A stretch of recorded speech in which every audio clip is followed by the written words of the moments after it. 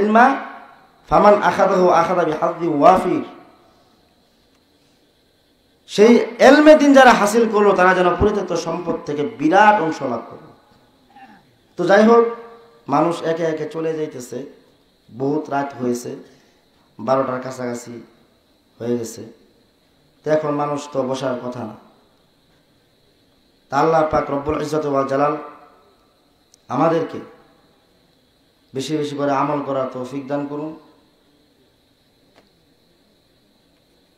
সময়ের অভাবে দেখা গেছে আলোচনা করা হলো না, আরো পূর্বে থেকে সিদ্ধান্ত ভালো করে নেওয়ার উচিত ছিল।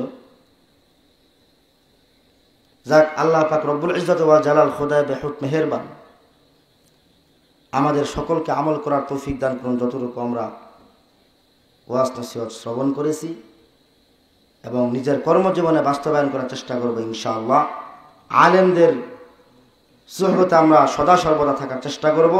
সাধ্যমতো আমরা ইলমে দ্বীন হাসিল করার জন্য আপ্রাণ চেষ্টা চালিয়ে যাব। কে কে রাজি আছি ইনশাআল্লাহ? আল্লাহ পাক সকলকে কবুল করুন, আমিন।